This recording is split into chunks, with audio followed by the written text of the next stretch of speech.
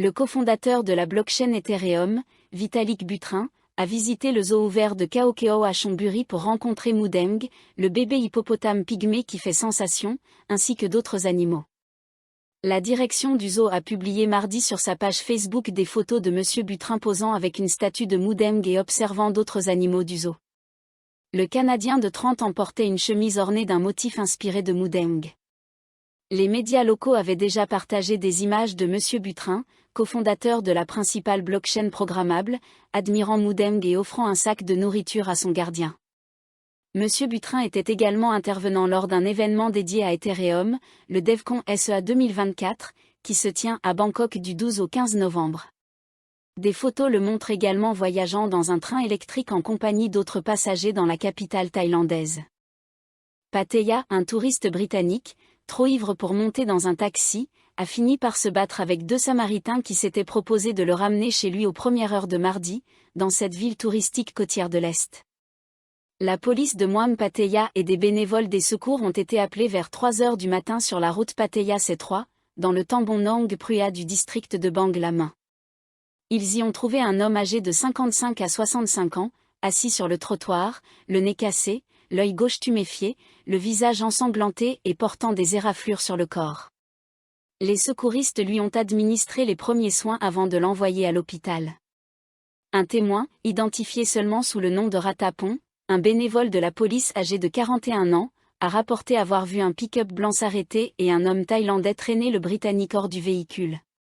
D'autres témoins ont tenté de l'interroger, mais l'état d'ébriété avancé de l'homme rendait la communication difficile.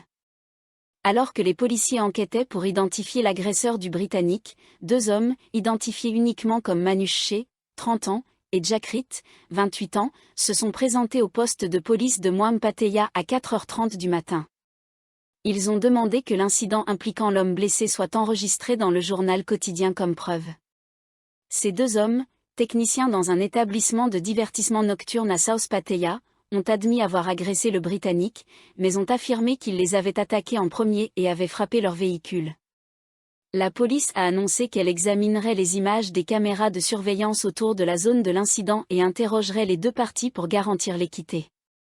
Selon M. Manush Shea, le Britannique buvait et semblait en état d'ébriété dans un bar de Swabuakao. Lorsqu'il a essayé de prendre un taxi pour rentrer, aucun chauffeur n'a accepté de le prendre. Pris de compassion, lui et son ami se sont proposés de le ramener, mais le passager est devenu bruyant, agressif et a tenté de les attaquer. Nous avons essayé de le calmer, mais il a refusé d'écouter et nous a forcés à emprunter une voie interdite, a expliqué M. Manush Shea. Quand nous nous sommes arrêtés, il a frappé notre camion, causant des dégâts. Il a commencé à se battre avec nous. Nous avons dû le laisser sur le bord de la route. Les choses ont dégénéré, et nous avons échangé des coups, avec des blessures des deux côtés. Après l'incident, nous sommes partis, sans penser que la police nous chercherait. Nous voulons affirmer notre innocence. Nous avons été attaqués en premier malgré nos bonnes intentions de le ramener chez lui.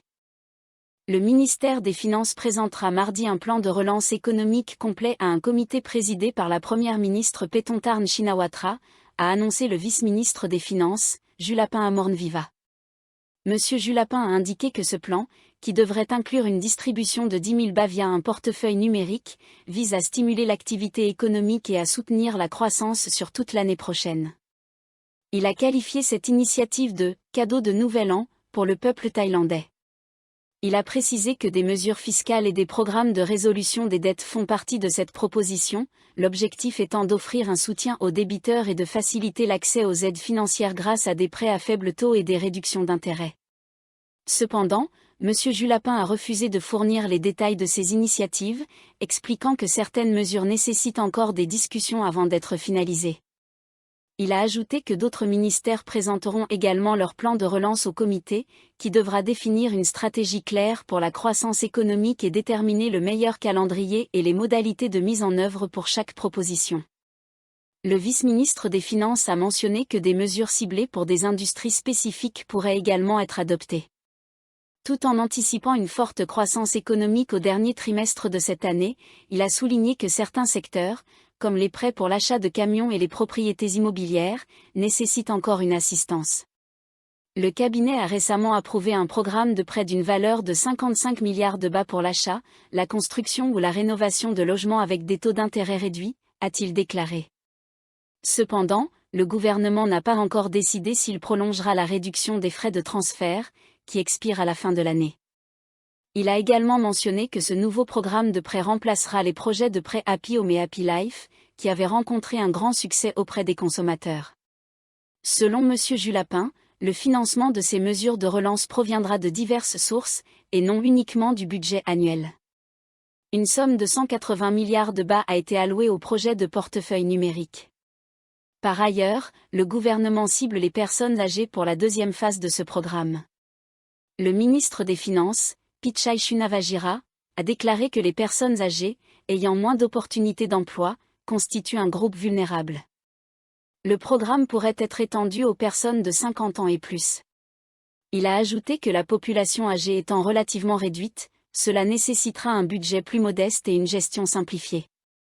La semaine dernière, le vice-ministre des Finances, Paupum Rojanazakul, a indiqué que l'âge est envisagé comme critère principal pour la prochaine phase du programme de portefeuille numérique.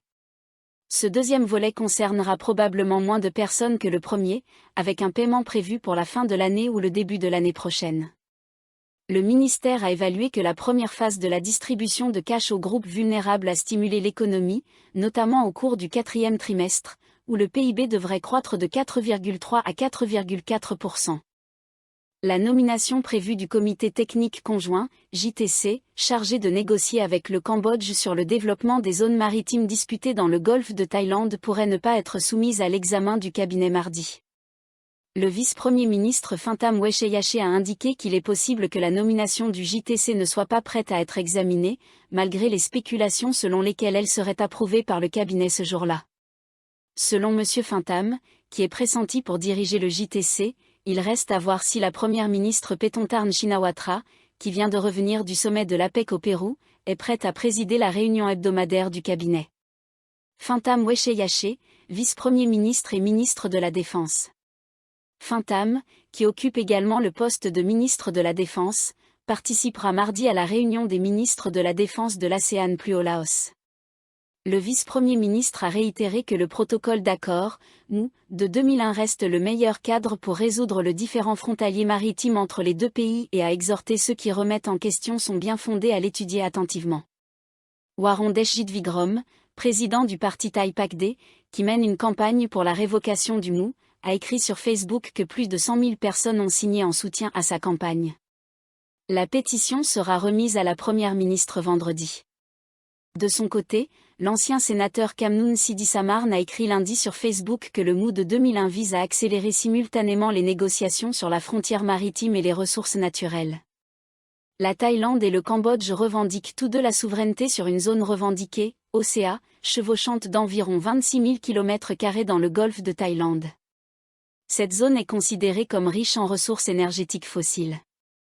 Le Cambodge a déposé sa première revendication en 1972, que la Thaïlande a rejetée. L'année suivante, la Thaïlande a formulé une contre-revendication. M. Kamnoun a déclaré que lors des négociations de 2001 à 2005, le Cambodge n'a pas répondu à la contre-revendication de la Thaïlande et ne l'a toujours pas fait.